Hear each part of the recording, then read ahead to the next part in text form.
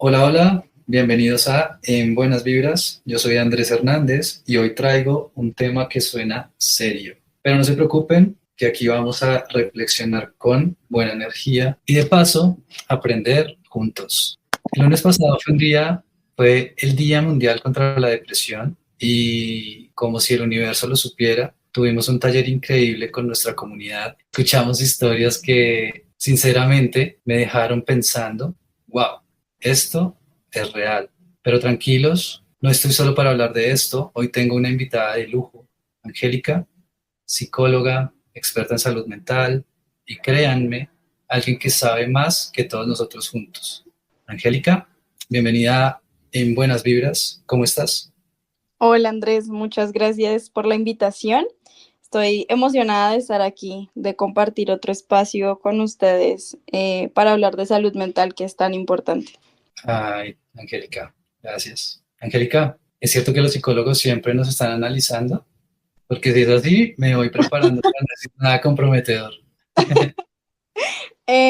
Pues Andrés, como todos los trabajos, uno no está en modo psicólogo todo el tiempo, pero definitivamente la ocupación y a lo que uno se dedica mayor parte de su vida tiene una influencia grandísima en cómo uno es como persona, en cómo uno se construye alrededor de otras personas. Cuando me hacen ese chiste, yo digo, yo cobro por hacer eso, así que no lo voy a hacer porque eso implica una cantidad de herramientas, de energía, de atención, que es mejor guardarla para cuando realmente se necesita en espacios de consulta y en espacios de atención para aquel que quiere estar en ese espacio y en ese foco en el que pues uno como psicólogo pues está como 100% atento, una escucha activa todo el tiempo. Entonces, digamos que para resumirlo, no lo hacemos todo el tiempo,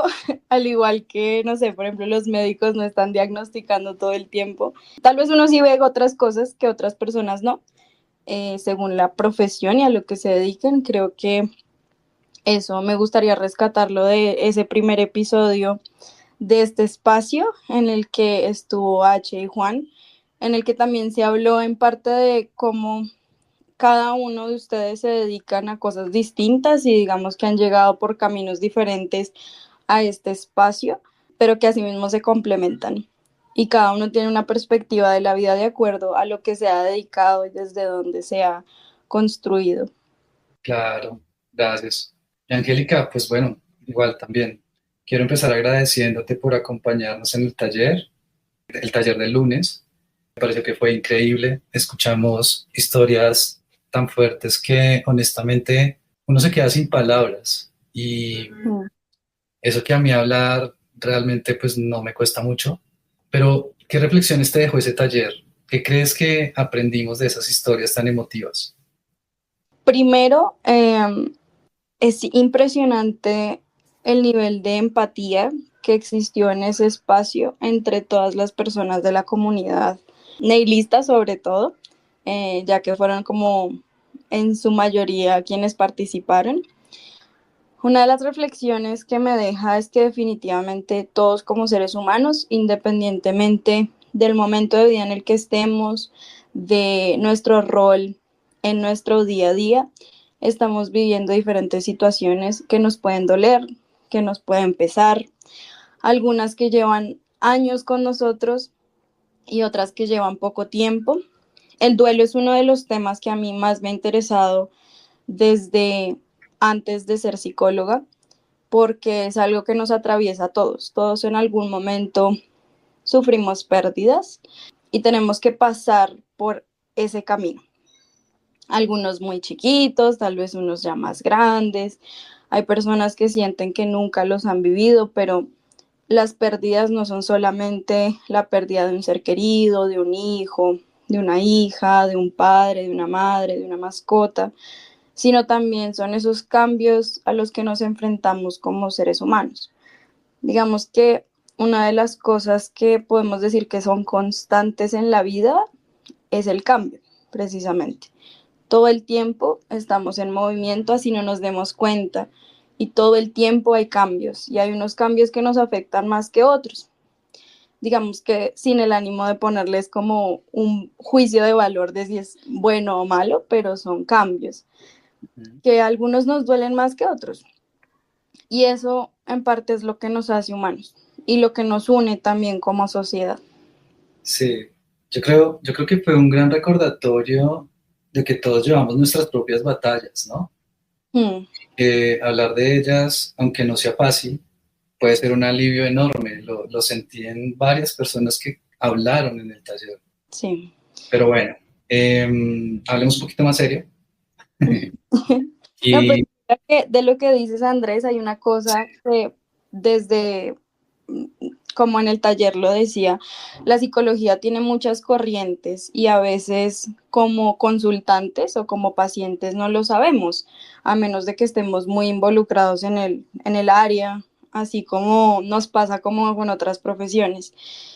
Una de las cosas es que definitivamente el lenguaje nos ayuda a construir el mundo en el que vivimos, cada persona. Entonces, ¿qué pasa? El hablar y el escuchar nos permite también entender y caer en cuenta muchas cosas y en el momento en el que nos damos cuenta, que recuerdo era una de las cosas que mencionaba Juan en ese primer episodio, es que al darnos cuenta tenemos la posibilidad de decidir qué vamos a hacer con eso de lo que nos acabamos de dar cuenta. Y siento que eso fue algo que pasó muy bonito en el taller. ujú, Y ahí es cuando nos damos cuenta del poder de escuchar y de hablar. gracias. Oye, y gracias por escuchar el primer episodio. Claro que sí. Chao, que vayan y lo escuchen. Sí, vayan y escúchenlo, es muy importante. Hablemos, bueno, en serio, ahora sí, hablemos un poquito más serio. Aquí va un dato que me voló la cabeza. Según la OMS, más de 280 millones de personas en el mundo viven con depresión.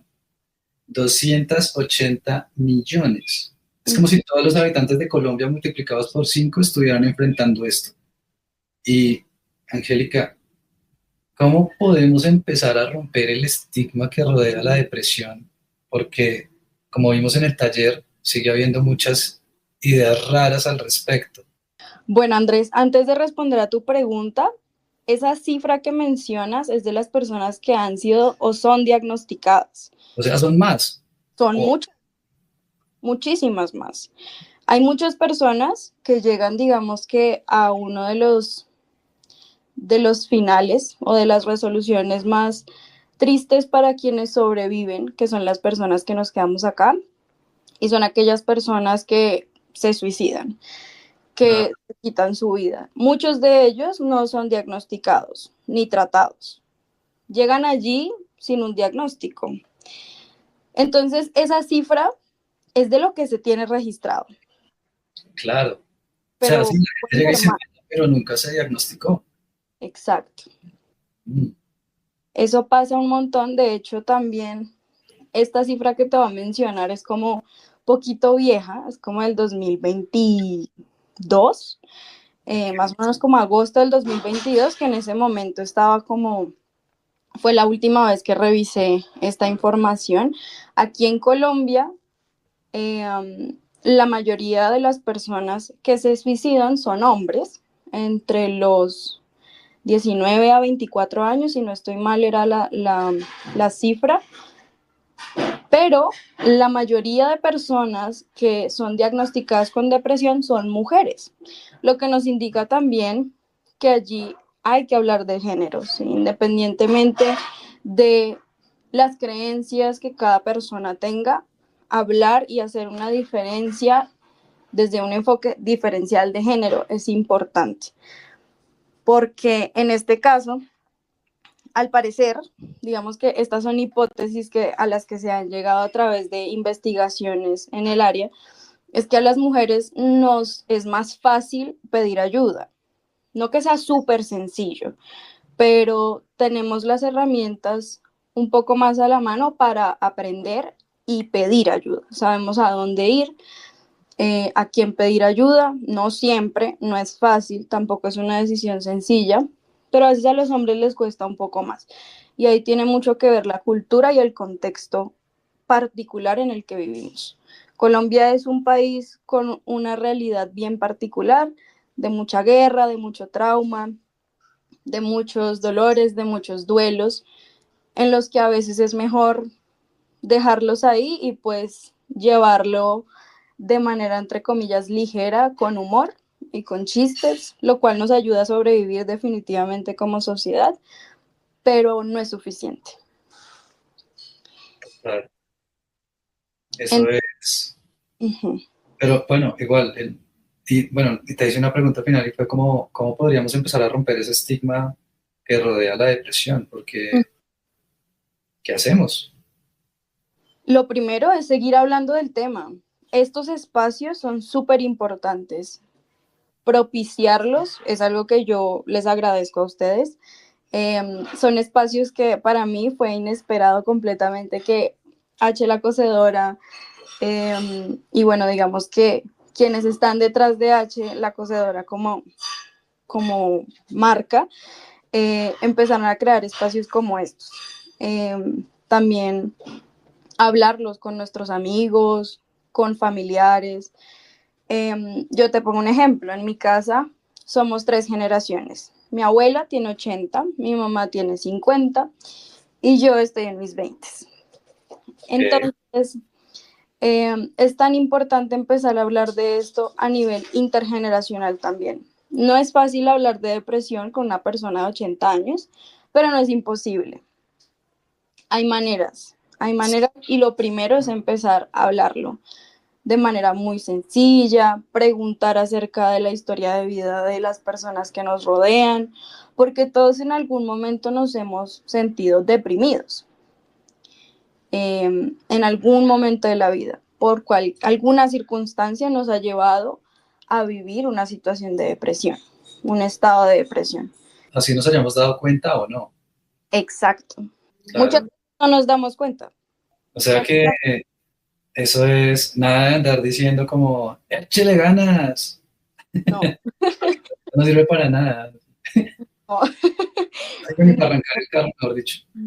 Ojalá fuera solo de echarle ganas o por pereza. A veces se confunde la depresión con pereza o con flojera y no lo es. A veces de verdad es muy difícil levantarse de la cama, muy difícil cepillarse los dientes, muy difícil vestirse diferente, eh, porque requiere una energía que cuando estamos en ese estado no la tenemos. Y ojalá fuera tan fácil como, ay, me tomo un juguito de naranja y ya, listo. O me como una chocolatina y ya, tengo la energía que necesitaba para hacerlo. Pero a veces nos cuesta más que simplemente cambiar de hábitos. Ajá, ok. Ujú. Mira que algo que me quedó clarísimo del taller es que la depresión se siente como un túnel oscuro, pero siempre hay una salida. Mm, ¿Qué mensaje le darías a alguien que se siente que no puede salir de ese túnel? Esa metáfora me parece muy interesante porque a los túneles, pensémoslo como si fuera una tubería, se les pueden Ajá, abrir huequitos. Entonces, hay maneras de abrir huequitos, no solo desde adentro, cuando uno está adentro, por decirlo así, sino también se puede abrir huequitos desde afuera. Y hay personas que están afuera escuchándonos, viéndonos, y a veces no nos damos cuenta que están ahí, precisamente porque hay tanta oscuridad adentro que no nos damos cuenta que afuera, por ejemplo, nos están haciendo ruido desde afuera para que escuchemos que ahí están. O que hay alguien que puede abrirle ese huequito que nosotros no podemos hacerlo desde adentro por tanta oscuridad.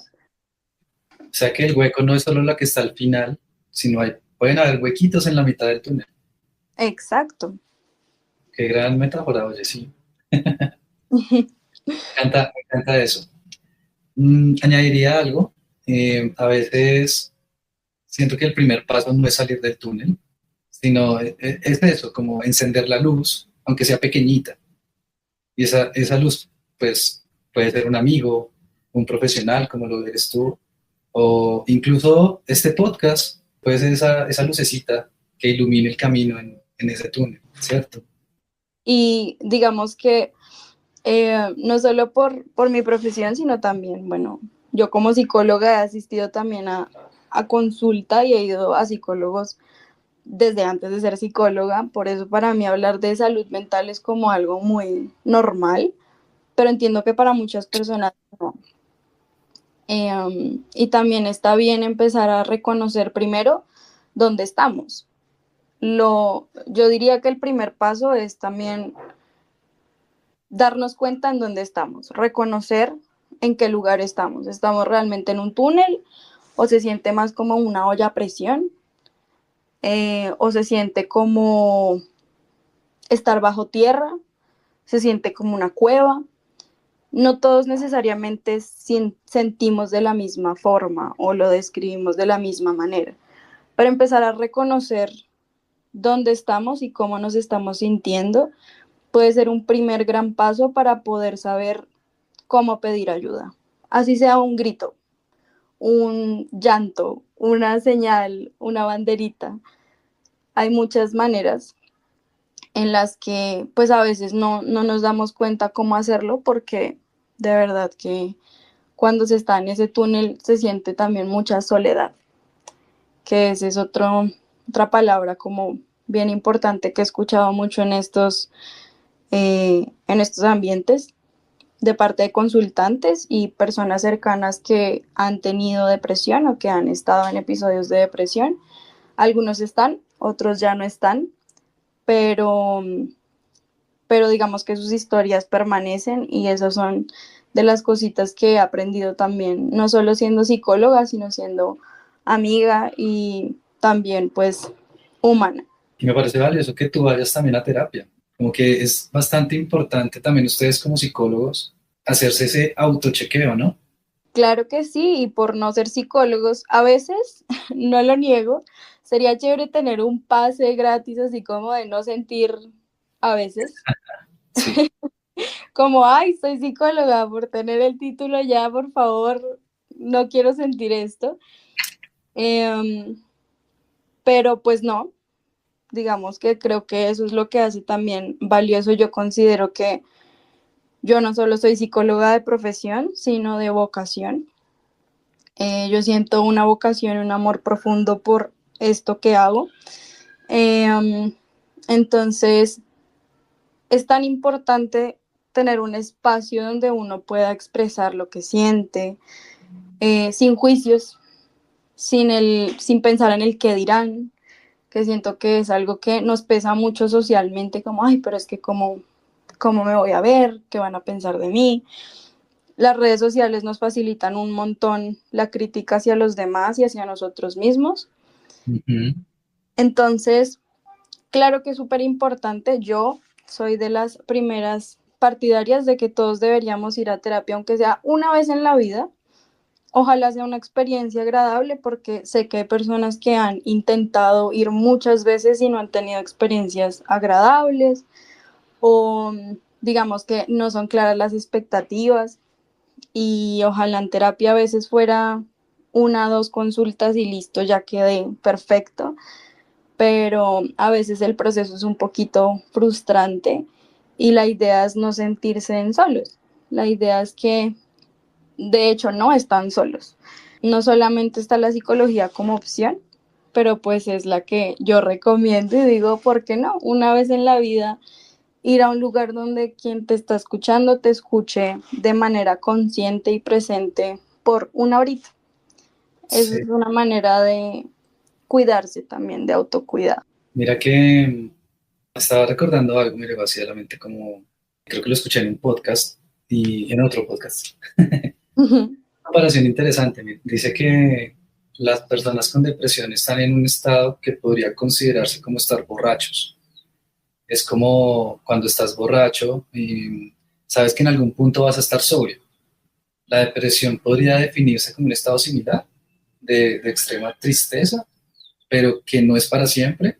O sea, te lo pregunto como experta, porque creo que es algo importante que también debemos empezar a comunicar, como que estás en el estado de depresión, pero no vas a estar así toda la vida. Bueno, digamos que ahí tenemos que hacer varias diferenciaciones. Una es que la depresión es un estado emocional complejo que hace que sea complejo, que no depende de una sola cosa, que no necesariamente tiene una sola forma de explicarlo, ni una sola raíz, como un solo origen. Entonces, al ser de esta manera, si bien hay como síntomas y signos específicos en los que uno puede decir como, pueda que estés viviendo un estado o un cuadro de depresión. Pero entonces, ¿qué pasa? En el taller lo explicaba un poco y siento que eso dio algo de calma también a las asistentes, y es que hay varios tipos de depresión en la que la mayoría hemos estado en algún momento de la vida. Son depresiones transitorias, que son temporales, no son para siempre, pero sí se viven de una manera con una tristeza muy profunda, se siente cansancio, mucha fatiga, cosas que antes disfrutábamos hacer ya no, como por ejemplo hacernos las uñas. Esa es una, comer, Adelante, vayan a H la Cocedora, están hace la cocedora. Pero, por ejemplo, cosas como comer y dormir, que son necesidades básicas, ya no se disfrutan y ya pareciera que no funcionaran de la manera que funcionaban antes. El sueño cumple la función de permitirnos descansar, recuperar energía, y la comida nos da esa energía para poder vivir día a día. Pero entonces es como si la comida y el sueño ya no funcionaran. Entonces, al ser transitorias, pues eventualmente se disipan. Digamos, una depresión por un duelo, digamos que está allí, pero no es para siempre. Entonces, ¿podemos extrañar a la persona que ya no está? Sí. ¿Podemos sentir su ausencia? Sí. ¿Podemos recordarla? Sí. Pero la depresión no es para siempre, en ese caso. Ahora, ¿qué pasa? Hay otras clases de depresiones que no necesariamente los síntomas son para siempre, porque para todo hay tratamiento. Menos mal vivimos en este momento de la historia donde incluso hasta para el COVID inventaron vacunas en tiempo récord y una cantidad de herramientas y cosas de las que pareciera que casi no hablamos, pero que todo pasó como muy rápido. Pero digamos que la pandemia nos habla de eso un poco, y es que la pandemia nos permitió, uno, hablar de estos temas de una manera un poco más abierta, pero también nos permitió algo un poquito como angustiante a mi modo de ver las cosas, y es que alborotó la salud mental, alborotó las depresiones, alborotó las ansiedades, alborotó una cantidad de cosas que estaban allí, pero simplemente no las veíamos. ¿Por qué? Porque, por ejemplo, en tipos de depresión hay una que es como lo que llamamos depresión funcional de manera muy coloquial, y es que pareciera que todo está bien, vivimos la rutina, la cotidianidad, hacemos lo que hay que hacer, pero al final hay algo como que no termina de cuadrar, como que soy muy sensible, como que siento que puedo llorar por cualquier cosa, como que me siento cansado todo el tiempo, como que las funciones básicas como dormir y comer ya no sirven. Y hay cosas más allá de fondo que a veces, por miedo o porque no sabemos cómo, no buscamos qué es lo que hay más allá. Sí, sí, sí. Mira que hablando de esto que estabas hablando del COVID, como quedamos encerrados y con nuestras familias, muchas veces uno necesita, bueno, más que todo, me recuerda, o sea, recordando a mi familia, y especialmente, digamos, mis papás, ellos como muchas personas de otra generación, digamos que no creen en la depresión. Para Ujú. ellos, ese estado es simplemente como el significado de estar desocupado, que no tienes la mente ocupada. Y mira que justamente este fin de semana que pasó, estábamos en una charla familiar y ellos hicieron comentarios de este estilo y me di cuenta de algo, como no puedes hacer que alguien que nunca ha vivido la depresión la entienda con palabras. Es algo que si no lo has sentido puede parecer muy ajeno. Y ellos estuvieron sólidos en la pandemia, o sea, realmente, bueno, a contrario de muchas de las personas, a mí y a mis papás, siento que la pandemia nos trajo un poco de calma y paz.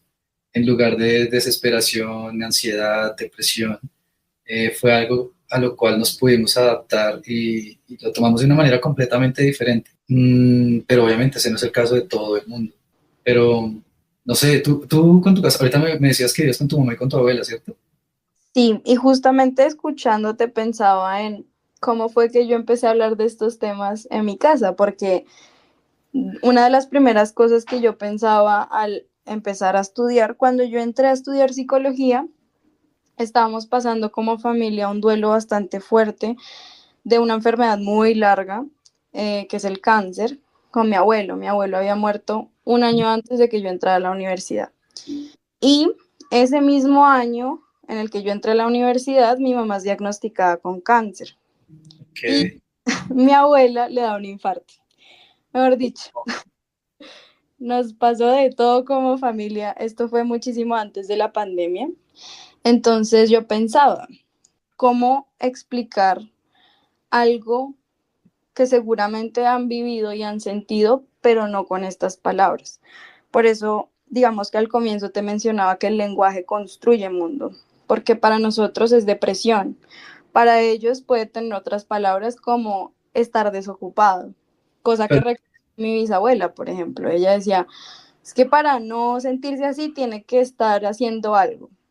ajá, Pero eso no significa que ella o que mi abuela o que mi mamá no hayan sentido depresión o no hayan estado en algún momento, en un momento de tristeza tan profunda en el que, por ejemplo, cuando uno está en esos episodios de depresión, uno a veces empieza a tener problemas de memoria.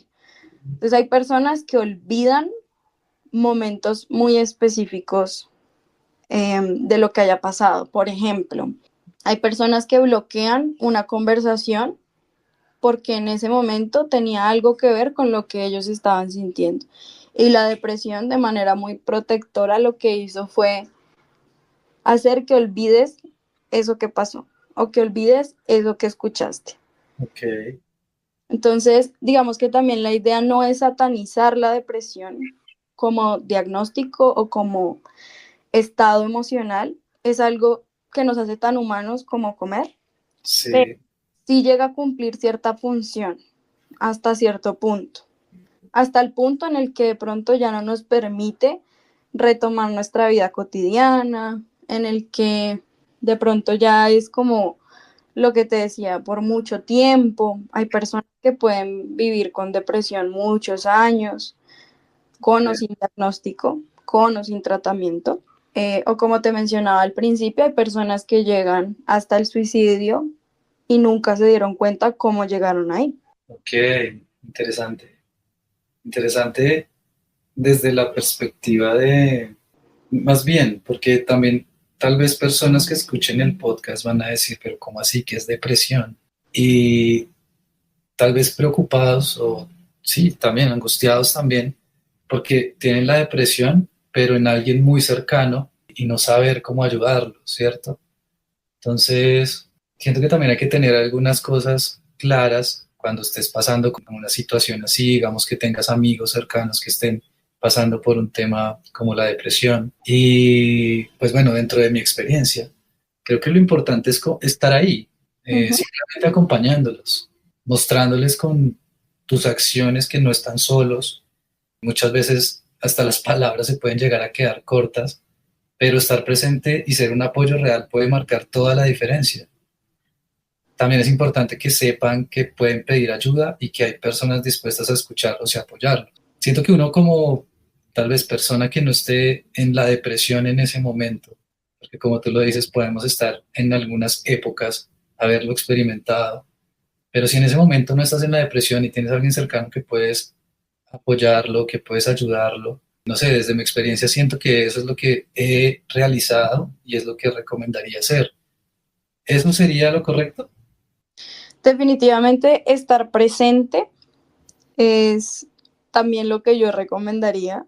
Si tú como amigo, familiar, hermano, hermana, tía, conocido, vecino, sabes que alguien está pasando por un momento de algún episodio de depresión, está pasando por un duelo, es esperado que durante un duelo, que de nuevo es algo que nos puede pasar a todos, que la mayoría hemos vivido algún duelo de alguna u otra manera, directa o indirectamente.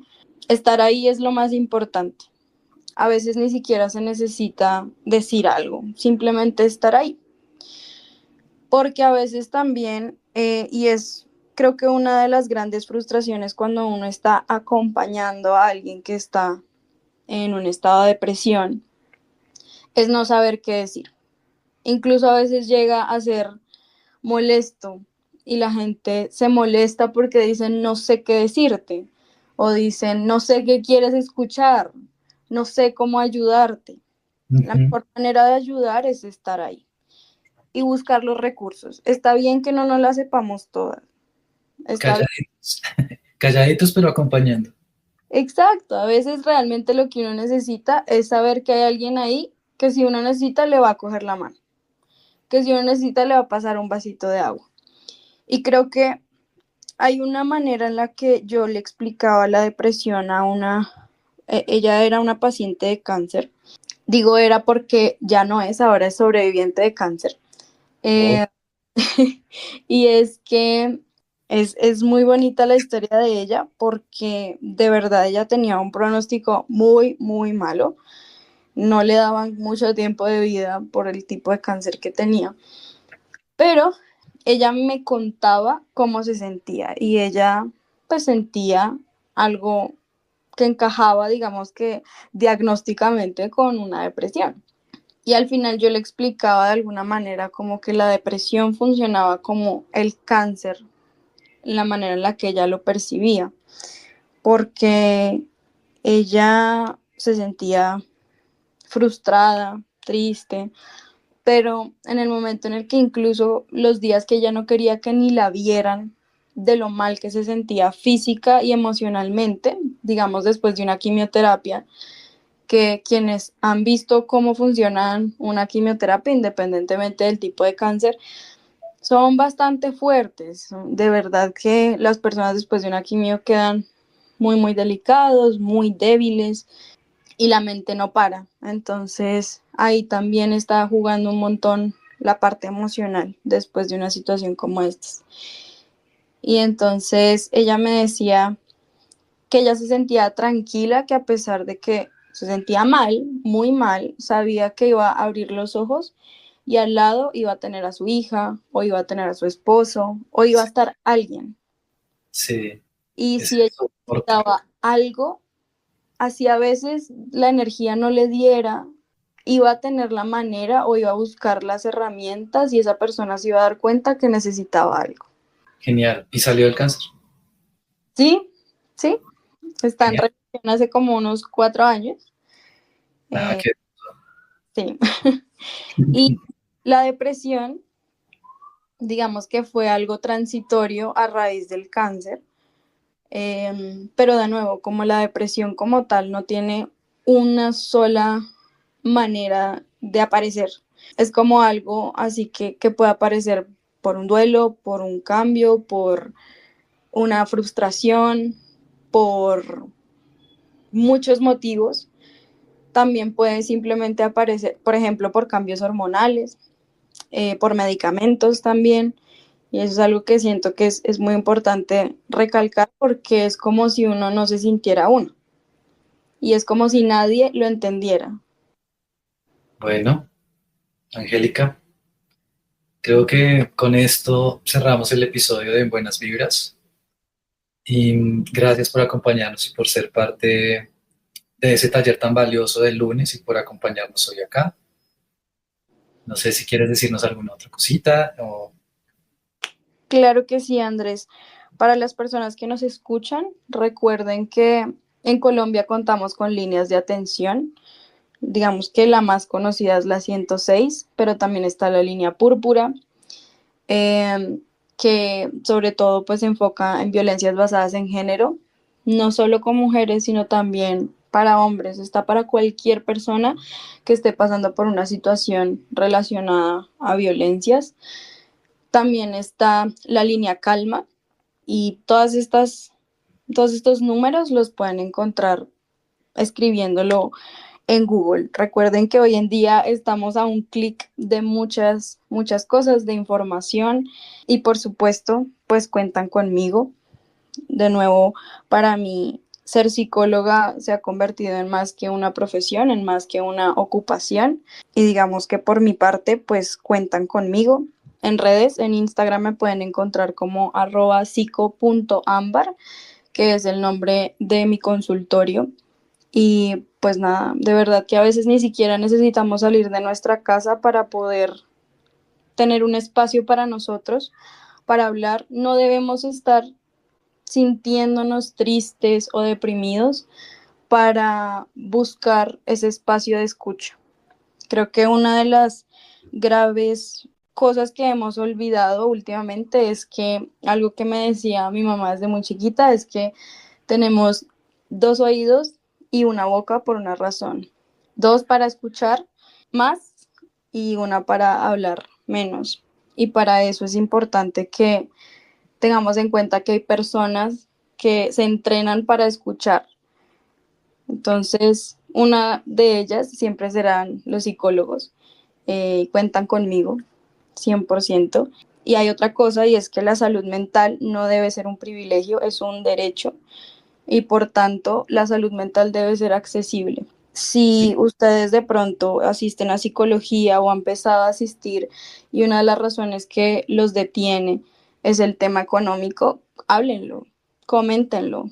Sé que a veces puede generar vergüenza o temor, pero hay una cosa que se maneja en muchos consultorios particulares en psicología y son las tarifas diferenciales, porque la salud mental y la salud física no deben ser privilegio, no son un privilegio, son un derecho para todos y todas. Gracias, Angélica. Créeme que te entenderé en cuenta también. Claro que sí, Andrés. Muchas gracias a ti y a este espacio de En Buenas Vibras. Espero que este podcast y este proyecto siga creciendo un montón. Y muchísimas gracias por tenerme como primera invitada, me siento halagada. Y Gracias.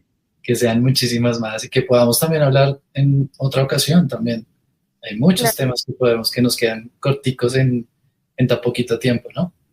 sí, es cierto. Pero de nuevo, muchísimas gracias y a las personas que nos escuchan, no están solos, de verdad. A veces parece que ese túnel, esa tubería está sola y sin fin y muy oscura, pero hay formas. Y si bien a veces se siente que no se puede salir de ahí o que se siente muy solo estando allí, a veces hay personas que están al otro lado de la tubería, al otro lado de ese El túnel. del túnel y no nos damos cuenta.